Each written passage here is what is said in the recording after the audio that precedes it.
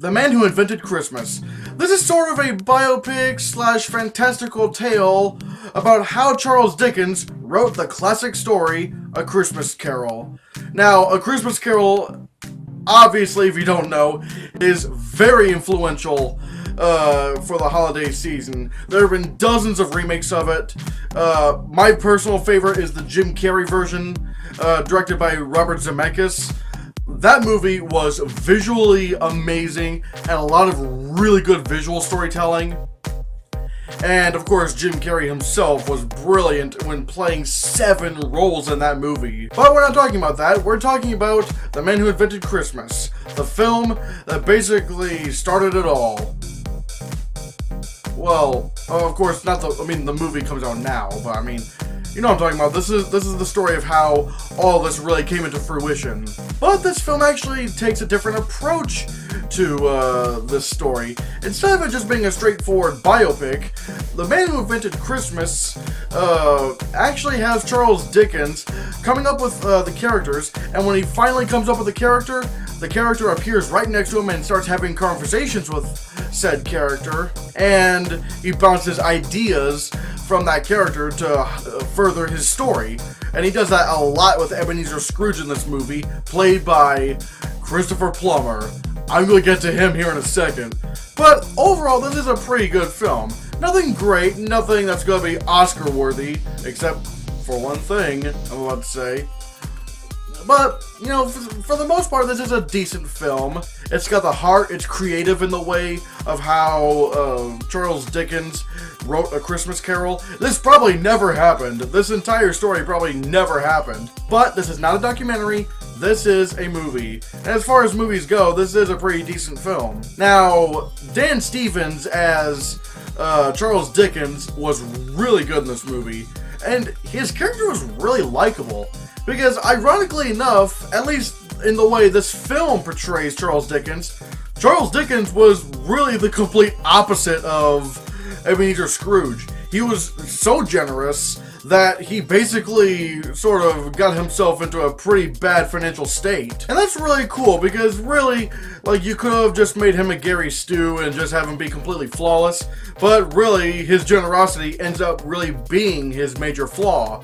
Because the movie's not saying being kind and generous and charitable is bad. The movie's not saying that. The film just shows that Charles Dickens was so generous and charitable that sometimes he forgot his own well-being as well as his own family's well-being. And so that was a really interesting way in showing the Charles Dickens character in this film.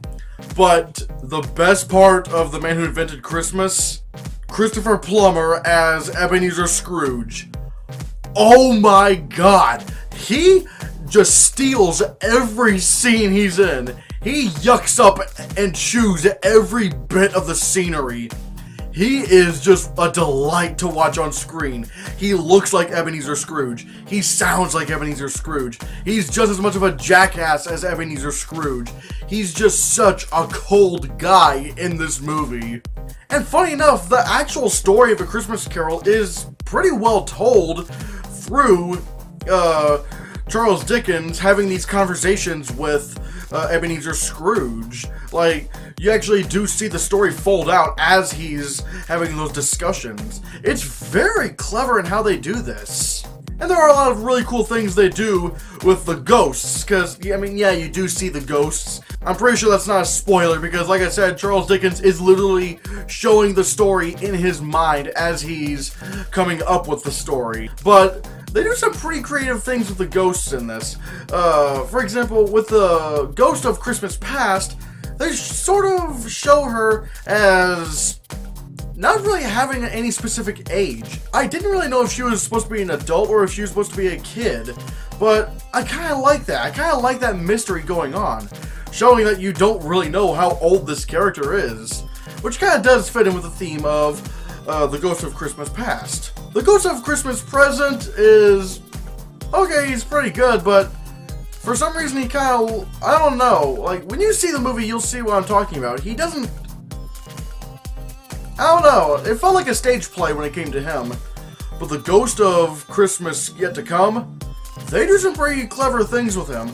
I think the one in the 2009 version of A Christmas Carol was better, but they do some pretty cool things with Ghost of Christmas yet to come in this. But like I said, none of them come close to how entertaining and amazing Christopher Plummer is as Ebenezer Scrooge.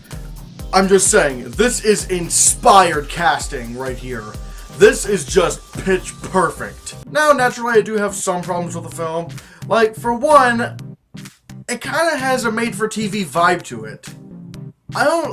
It's probably the camera work and the editing, but a lot of times this film feels like a made-for-TV movie. And I don't really know why. I mean, this really should have felt more like a cinematic version of what we're experiencing. But no, for the most part, this feels like a made-for-TV movie, and that was a little bit disappointing. And another thing, remember when I said that Charles Dickens has a lot of conversations with Ebenezer Scrooge? Well, you see some of the other characters from A Christmas Carol in the same scenes where Charles Dickens is talking with Ebenezer Scrooge. But they don't really say anything. They have no real point to be there, so why are they there? If this was just Christopher Plummer as Scrooge and Charles Dickens, then that would have been perfect. Like, that would have been fine. You wouldn't really lose anything if you dropped those characters. You would probably only gain a little bit because you don't have these awkward characters just standing around doing nothing, to be honest. And if I'm going to be honest, sometimes there are a few scenes that are a little bit boring. And I don't know why that really is, because this is a very fascinating story. I think it's probably whenever they cut to like things where it involves financial problems, where it starts to get boring. But I don't know why that is, because that should also be very interesting. I feel like maybe it should have been paced a little bit better or something, because those scenes kind of stand out as a little bit boring for me. So yeah, the pacing could have been a little bit better in this movie in some parts. But for the most part, I think this is a pretty good film. This is not going to be a classic. This isn't going to be a great film. But Christopher Plummer is, like I said, amazing as Ebenezer Scrooge. Inspired casting in every sense of the word. And like I said, it does have the heart of the holiday season.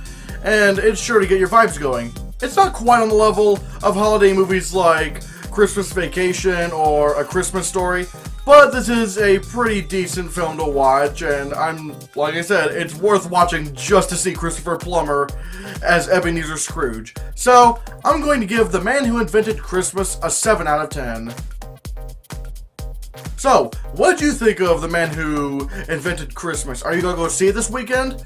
Let me know down in the comments below what you think. Thank you so much for watching.